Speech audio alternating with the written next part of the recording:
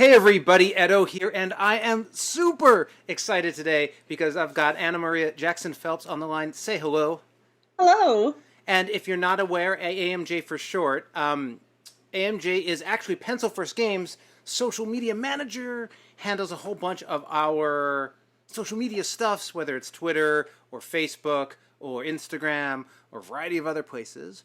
But and we started work together, what, 2 years ago, 3 years ago, something Yeah, like that? almost exactly right before the Skulk Hollow Kickstarter started. Right. And Yeah. actually what happened was I did something I haven't really done before, which is I sort of did like a we're hiring a social media manager thing and like accepted resumes and like got information from people and like did interviews and you were selected. But other than what was shared, I didn't know all that much about you. I learned more about you over the years. But one of the cool things is that it's not an exclusive relationship, and you're doing all sorts of stuff at the same time. And so, what I wanted to catch up with you today is like everything else, not Pencil First Games. So, like, why don't you start by just taking us through what those other things are, and then we can talk about them. Well, I think the biggest thing is I'm the editor in chief for Girls Game Shelf. It is a collective of women content creators, and we do a little everything. We do videos. We have a very large blog. We Twitch stream 5 nights a week. So we create a number of different types of media for the board game industry. We do how-tos. We do reviews. We do a lot of play-alongs and things like that for the community as well, especially with the current times being what they are, so that we can all get a chance to play together. So, and it's a dynamic group of women, and I love working with that team. I think I do a lot of marketing for different folks throughout the industry, a lot of marketing consulting. So people will approach me and say things like, "Hey, I'm doing this for a Kickstarter. What do you think?" And then I'll come back and say, "Oh, well, maybe if you word this or put it here or do something like that, then you'll get some impact." So I do that too. But then the other big one for me is I'm part of the group that is managing the Pathways Fellowship, which is an initiative that we've started to help promote designers in the industry, particularly marginalized designers, to be able to get out there, to show off what they're doing, to kind of learn the ropes of the industry, because it is a little daunting to jump in, especially at this point. What 3,300 games came out on BGG alone last year? That's a lot. And if you're just first time in there, you may not know what to Oh, do. for sure, it's a ton of Yeah, games. Well, exactly. all right, so let's all actually super interesting things. So let's start with the social media stuff because I think it's sort of quicker, and the other, and I want more. I have more questions about the other ones. But so in terms of general social media, right? I know for Pencil First Games, you essentially are comfortable handling the inbounds and both in terms of responding to people reaching out or tagging or contacting Pencil First Games, but then also promoting whether it's a Kickstarter or a game release or any of the weird initiatives we have at Pencil First Games. But in terms of working with other people, right? Is it generally speaking, do you find yourself like, yeah, if somebody's about to start a Kickstarter, they'll help me up and they'll help me, they'll ask me to help out and I'll do this sort of overflow Kickstarter work. Do you have, like, is it for you more typical to have extended relationships with publishers like you do with Pencil First Games, or are they more these sort of consulting, smaller jobs? It's generally more smaller jobs, individual projects and things like that. Between Girls Game Shelf and Pencil First, that is a lot of social media. Sure, sure. So I think trying to squeeze into a third, that would be a year in, year out, might be a little bit more difficult. But it's usually smaller projects. I find a lot of people in the hobby space kind of know their day-to-day fairly well, but when they've got something new that they want to kind of come out here, they just want to get like the temperature of what the industry's like at the time. And so that's where I kind of help. Cool, cool, and certainly for those watching who are curious, I think it's been great. It's been super helpful for Pencil First over the years, and I'm pretty heavily involved, but there's just a certain amount of volume that I don't have the capacity to manage, and so you help me with that. So for Girls Game Shelf, when did that start? So Kiki Amarito actually started Girls Game Shelf back in 2015. Oh, it's been around for a long time then. Yeah, it has. But at that time, it was primarily a playthrough show. If you're familiar with the things that Will Wheaton used to do with Geek and Sundry, it's Sure, very sure. similar, only it'd be a table full of women playing the games. And this is just but on YouTube or the equivalent. Yes, so Okay. on YouTube for a couple of years, and then I reached out to Kiki for an interview for something else. We became friends, and at the beginning of last year, I joined Girls Game Shelf, and we expanded into a blog and into live streaming and into a lot more things, expanded the number of people working on the project.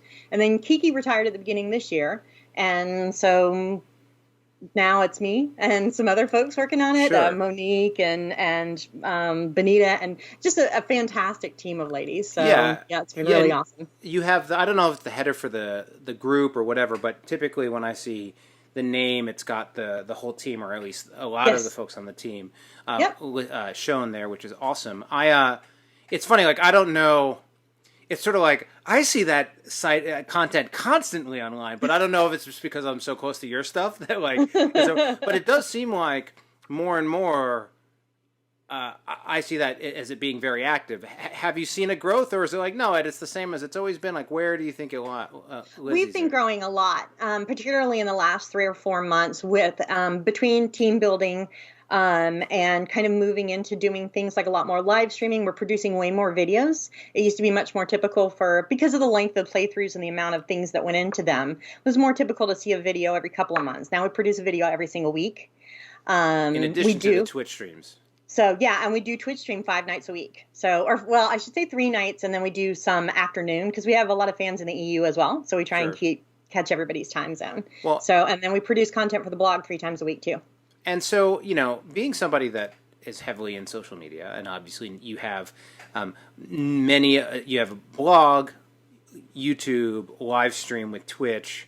You didn't say anything about a podcast. Is there a podcast in there or no? It's in the works. It's in the works. How do there are a lot of people who watch this channel are creators and or Kickstarter type creators or content creators. But when you've been experienced both through the work with GGS, but also with the different partners you've been working at, how do you think, like even if this is going to sound like really like the most basic response, when you look at Instagram, Facebook, Twitch, Twitter, and let's say podcast, for lack of a better grouping, how do you think of those audiences and platforms differently? Like, is there a certain type of media you think is best for them? Like, what's your 3-bullet highlight pro tip for each of those platforms? So 100% each of the audiences is different, whether or not you're on Facebook or Instagram or whatever you happen to be on. So you have to tailor the content a little bit if you want to reach those audiences. Instagram's always my first big example because a lot of people think I'm going to throw a picture up on Instagram and it'll be fine because it's just the picture site. But the Instagram audience is very into stories and pictures. So they don't want just a beautiful picture. They want the story behind it. So they want a couple, 3, 4, 5 sentences about what you've put there. You want to make sure that you've got engaging hashtags, that you've remembered to tag other creators so that they can share out your work too. There's a very specific community there, and that's what they love, and that's how you connect with those folks. Conversely, Twitter folks want a punch and then they're gone. So they want you to be able to get as much message as you can into your short 1 or 2 tweets and then kind of move on. So, so each platform definitely has their different way of engaging. Twitch folks want to stay on all day and just hang out with you. So if you go to stream all the time because people will come and watch you stream. So yeah. I'm going to drag you through all of them. So you spoke to Twitch, you spoke to Twitter and Instagram. How about, what is your thoughts on Facebook? Facebook has, so it swings a little older, and those folks want friendships. They want communities. They want groups. So they want to join a group and they want to hang out with people and get to know them and get to know you. It can be a little bit more personal, and that can seem a little... Sometimes you may have to find out where you want to draw that line between your professional life and your personal life. Because with Facebook, too, someone may shoot you a friend request, but then you're like, but do you really know me or do you just know my YouTubes, kind of thing. But yeah, so the Facebook audience definitely wants to belong to something a little bit bigger. Got it. And YouTube compared to do you do any videos other than YouTube? No. So right now we're just mostly doing YouTube videos. Yeah. And so then how do you think about the YouTube content in that spectrum? YouTube's interesting because that kind of depends on what kind of content you put out. So primarily up until recently, all I've been doing is how-tos because I like to do instructional stuff. Sure. Um, but recently we've swung around to doing a different kind of series where Kiki had previously been doing playthroughs. I haven't been able to film those because I can't have people over my house. So we've switched to a collaborative type of video that we call Bits and Bobs. And the people who have responded to Bits and Bobs are not the people who watch our how-to videos. So they were looking for something really different, and that connected to them more so than our instructional things did. So with YouTube, I feel like the community is more centered on the individual content than they are. And you probably see that some with Gaming with Edo, where some people probably watch your stuff on the Kickstarters, but they don't watch your reviews or vice versa. Yeah, it becomes a little bit of a challenge in so much that you end up, the higher the diversity in your content, like over time, I think a lot of creators who have pretty diverse content end up setting up different channels for different content sets. A lot of people who want to subscribe to one type of content don't necessarily want to subscribe to all types of content. I've just sort of landed with like whatever, but I think for those who are pro, the pro approach is not necessarily to have too many disparate groups of interest, but then perhaps for sharing and views and subscribes and thumbs to try to have content that is pretty consistent. But I don't know. I don't think that is true everywhere. I think that's for certain creators and that kind of thing. And so, in terms of, obviously there hasn't been as much, in the last 3 months, there hasn't really been any opportunity to meet with people in person. But when it comes to the content, like, I guess okay, I was going to ask about like conventions and that kind of thing. But when you look forward, you said a podcast was in the works, right? Like, what are you looking? What outcome are you looking for from GGS, or where do you see it growing? I mean, sort of it's not like a business plan, but how are you thinking about it as a site and content, and how are you thinking about, is it about just growing it, or is it like, well, no, it's lifestyle, like how does it fall for your team, or everyone involved, all the ladies? We've continued on with the original goal, which is, promoting diversity and making it normal to see different faces at the table. And so our primary goal remains just to continue that, right? We want to promote folks who maybe don't look like when people walk into a game store and think, okay, this is a gamer. We want to kind of expand what people think about that. And so that's where we've kind of aimed with our content. With the COVID situation and us not being able to meet up in physical spaces anymore, we've also started trying to provide more things that folks can do from home. So like the Twitch streams. Our Twitch channel had just started when the quarantine started.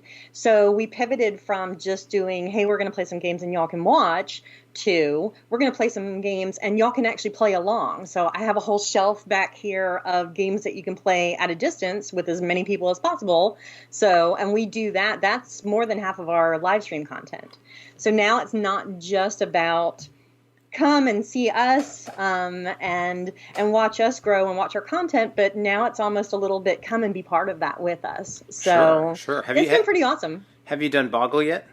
So, no, I hadn't even thought about it. No, Boggle's fantastic. I don't know if it was my brother or my mother who recommended it, but we've started this Boggle and Jumbo Boggle. But it scales really well, and it fits on camera really nicely. So, if you haven't done Boggle yet, you should do Boggle. I'm writing that down. Sure. But obviously there are a ton of other games too. I can't really see from here. I should be able to. But like, what would you say, having done this for a while, if you're for other folks who maybe aren't doing it during your Twitch stream, what would you say are 5 games that you think have worked really great for you on, play with people over Zoom or Twitch or whatever, that's really large audience accessible? Roll and writes work the best because you usually just need to send out a link to a sheet, and a lot of people have been very good about providing their sheets to us. So yes. Exactly. So you can now go on Board Game Geek, and for almost every game that I have on the shelf that we do, there's an official file that you can go download. We just, point to the link and say, hey, go download this real quick and print it out, and you'll have a sheet. So, and that's been really, really fantastic. And then a couple of publishers like City of Games made a play-at-home version of Isle of Cats, which is actually a polyominoes game, but Right. they changed things around just a little bit so that you can just have your printout of your ship and someone else can pull the polyominoes for everybody in the group. So it's been kind of interesting to see how the publishers are even responding to that. But I think our Welcome to works really, really well. And we've been doing a lot of patchwork doodle. That one I think works well too, because if everybody gets like color crayons or something, you're also creating art at the same time in a Sure, community as sure, well as sure. playing a game, and people really dig that. Yeah, So I think I don't know. I don't think you. I've never actually played, but I think Cartographers from Keith also is probably pretty so hot. Yeah. good for that too. He did it while there were still conventions. They were doing like 100-person games where they would put it on screen. So I cool. actually wound up, I watched Ilka and Dave from Losapalooza play theirs, Right. sent an email immediately to Keith and was like, hey, do you have an extra copy of that? So he like Um, bung together a bunch of pieces from his house and sent me one. So, no, he's doing well. yeah. So okay. All right, so tell me, so neat, and again, I see the content. I don't have the opportunity to watch every piece of content, but certainly it seems like a really nice variety of things that are being produced. Is it all for the most part for the love of it today? Are you starting to get some paid type work through? In other words, like, hey, can you do a how to play for this game or that? Like, are you getting anything from Kickstarter creators at all, or is it primarily y'all having fun making We content? do get a certain amount of sponsorship. We do get some Kickstarter preview type things. We usually do how-tos for that or first looks. It was very important to me that if I asked anybody to come in on Girls Game Shelf, that I was able to pay them for their work. And so we do get to pay all the collaborators. It's not huge. I mean, it's board game money, so it's a couple of No, hey man, nickels. that's awesome. I mean, kudos, right? I mean, I Yeah. think I think that's it's a huge challenge, especially when ultimately that it's a small little pie. It's a tart of a pie that you're cutting up. Yeah. But no, that's great. That's great to hear. It's awesome that especially when it's like a group, right? Like obviously for Gaming with Edo, or like whatever, right? I mean, I'll have a guest. I appreciate you being on, and I'll recognize that I did not offer you payment for your time here. So I'll have guests on for like a single episode, which is out of the goodness of their heart. But I don't make any money anyway. But generally speaking, it's just me. But like when you have a sort of an entity and you're inviting people in, uh, is it like a business? Is it like an LLC, or is it just casual? Actually, so Kiki had originally incorporated it as part Wow, of her business, Big Gravity. So Girls Game Shelf is owned by Big Gravity LLC. So yes, it's actually a wow. business on paper, and so that way, everything's above board when it comes to Mm. payments and Yeah, stuff. yeah, no, I think that's good. Yeah. Okay, so let's. I had not heard. Let's talk about this pathways thing because it's both. It is if I'm remembering correctly, it's called pathways, right? Yeah, Pathways Fellowship. Pathways Fellowship, and I mean it's absolutely been heart and center conversation right now within the board game industry in terms of POC and making sure that there's a diversity of designers and artists represented within the space, which is as much about those folks existing as it is about creating avenues for them to learn and gain experience and gain entry and understanding into the space, right? Because it's so dominated right now by men, especially on the design side and otherwise. How did it start? Can you take us through that in more detail? So Ben Beagle, who's involved with Unpub, reached out to me. I think it was during PAX U and said, "Hey, I've got this great idea." Beginning of the year. So beginning of the year came, and myself and him and AnnaMaria got together, and we started talking about what we would like to see, how we would like to be able to positively influence the community and how we could affect that change. And Ben had some really good ideas insofar as setting up some type of fundraiser / mentorship program. And so we kind of got the ball rolling with that. We invited Fortessa Scott in, the designer Book of Villainy, and Chris Anderson from BG Workshop, and Dr. Catherine Croft, several people in for the board. And then we started making plans to, in addition to doing the fundraising, to set up the mentorship program and to start basically sending people to design workshops and conventions and things. Our original plan had been to send 6 people, all expenses and everything with mentors, to Unpub this year. That didn't happen. So we're gearing up to do it in an online format for Nunpub at the end of this coming month. So it's been interesting to watch that change. But we knew after, because there was a while there where we were kind of just reaching out to folks and saying, okay, what are the impediments of you being able to come into this space? And a lot of people were things like time. In addition to finances, it's expensive to go to a convention or just sometimes to just find childcare for a couple of hours so you can get something done, but then people were like, time's an issue. Childcare was an issue. Knowing who to contact, if you have an idea, how do you get a prototype made? If you've never done that before, who do you call about that? Right. So, yeah. So, and then we've managed to reach out to a lot of those folks on that side and say, okay, if I have a person who wants to learn how to program something in Tabletop Simulator, could you help them? And the community's been really great about saying, yeah, I totally would do that. So, well, and so, okay, so you a lot to unpack. So let's start with that fundraising. Mm-hmm. How are you fundraising? When are you fundraising? How has that happened? So our initial target goal was $7,500, and we hit that in the first 15 days. And that was basically where we're like, okay, if we send 5 or 6 people to Unpub and we pay for their hotel and their tables and their food and everything else, what would that cost? And so that's how we kind of arrived at that number. We still have, that was through a GoFundMe and a little bit of Ko-Fi, and we selling t-shirts and a little bit of everything, grassroots fundraising.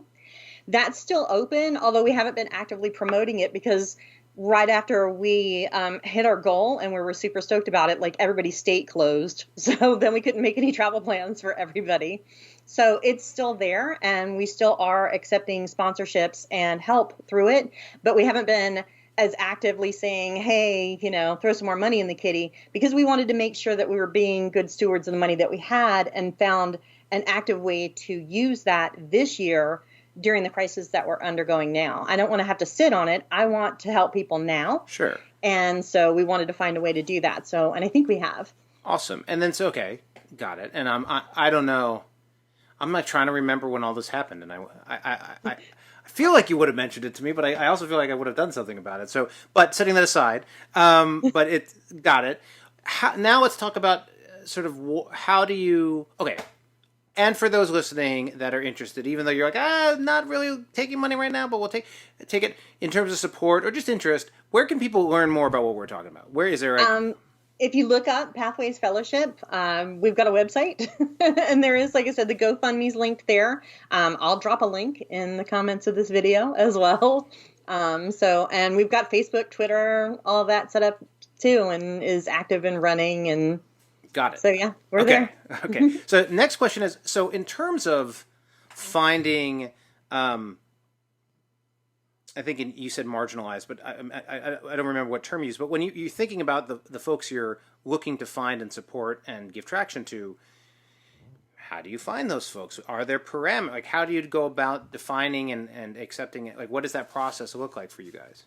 So we have an application, and a lot of the questions talk specifically about that person's needs. And that need could be as simple as, I just can't afford to fly to a design convention, but it could be as complex as, I have this great idea, but I literally don't know the steps to make a prototype. Right. Or how to make a physical prototype, and I need to find people who can walk me through that. That was another thing. As nice as it is to have folks to step in and volunteer for that mentorship, sometimes when we want to use someone's expertise, we want to be able to compensate them for that, because programming someone's game in Tabletop Simulator takes hours. And sure. I don't want to have to ask somebody to keep doing that for us for free. So, we want to be able to use some of the funds that we've raised to have that done for someone in a professional, timely manner as well. So, and so those different things, those different needs, we've been looking at, okay, what of those can we fulfill? What of those are things that we think are an active barrier to getting more people into design space? And eventually we'd like to move that into everything. If people want to move into development or content creation or something else, a little later on down the road. Sure. So, well, no, but yeah. It's super important. And I guess I did the game design contest, which you're familiar with, and one of the things that I was struck by when I was reviewing it all was like how even in the people who created all of the entries, and there was like a 90+ entries, that it was, the lion's share of submissions came from men and particularly European descent. And so one of the things I was thinking about at the time, and I ended up doing some donations. I matched the awards with donations, but one of the challenges I was thinking about was sort of because it's create. I mean, I think Pathways is a pretty darn good name, but creating that pathway is natural. That pathway into it, because it's not as simple as saying like, oh, there's these 48 designers all with designs ready that are in fantastic shape that are ready to be published. It's more like this whole process. What type of outreach did you do to help folks become aware about your application, right? Like, how did you reach out to what areas did you promote this idea of this opportunity to get a shot at getting into the game industry or getting support getting into the game industry? So reaching out, first off, there are a lot of smaller design communities that are centered around people of color or women or the gay community. And so we made sure that those were ones that we absolutely were like, hey, there was this opportunity, you should come and do it. But one of the biggest things that I have noticed in this industry is you're more likely to reach the people that you want to reach if they see themselves reflected in your board. So we were very careful that as we were putting the board together, there are, I think more than half of us now are women, more than half are people of color. There are several gay folks on the board. So when folks followed the link, went to go see who was going to be looking at their application, it wasn't like, oh, none of these folks look like me. They won't know my background. They won't know anything. They won't know what struggles maybe I've been through. They were able, when you see your face reflected somewhere, that's powerful because you feel like, oh, I belong because she belongs. Right. So that was really important to us. And I think it worked.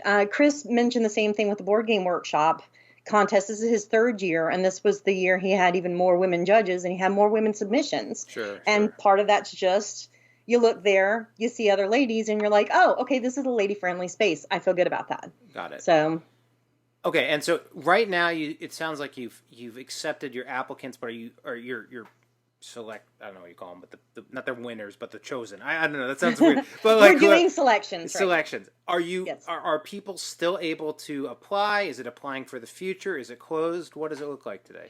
Right now, it's currently closed, just because we want to.